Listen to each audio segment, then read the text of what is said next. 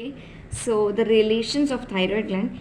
Apex, over the apex it is sandwiched between inferior constrictor medially and sternothyroid laterally. So sternothyroid laterally and the inferior constrictor medially, it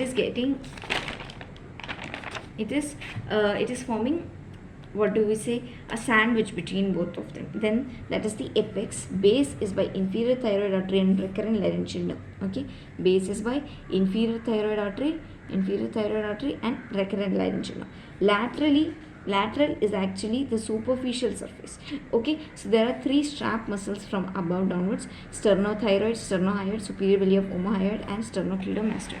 And from the medial surface there are two tubes, two muscles, two cartilages, and two nerves. Two tubes, esophagus and trachea. Two muscles is inferior constrictor and cricothyroid. Inferior constrictor and cricothyroid. Two cartilages, they are cricoid and thyroid. Two nerves, that is recurrent laryngeal and external laryngeal. Okay, external laryngeal and recurrent laryngeal. Now posterolaterally, it is related to carotid sheath and its contents. Okay, so carotid sheath. Posterolateral, it is related to carotid sheath and its contents. Anterior border, it is related to anterior branch of superior thyroid artery. Anterior branch of superior thyroid artery. Now posterior border, parathyroid glands are present. Posterior border, in the anterior border, anterior branch of superior thyroid artery is present. Posterior border, parathyroid gland is present, and there is anastomosis between the superior and inferior thyroid artery. Okay, parathyroid glands is present and there is anastomosis between the superior and the inferior thyroid artery. Now relations of the isthmus, there are two surfaces of isthmus. Okay, there are two surfaces of the isthmus and then two borders. Two borders are superior and inferior. Two surfaces are anterior and posterior. Now the anterior surfaces, they are strap muscles and anterior jugular veins. Okay, strap muscles and anterior jugular vein. Posteriorly, it is related to second, third, and fourth tracheal rings. Posteriorly, it is related to second, third, and fourth tracheal rings.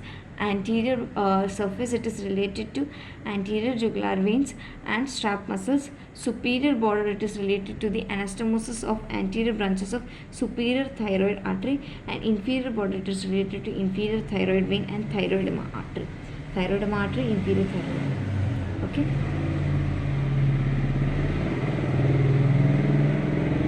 And here, which I have written, and you won't be understanding, so I'll write it again proper way and then teach you, because I don't think you will understand what I have written in this.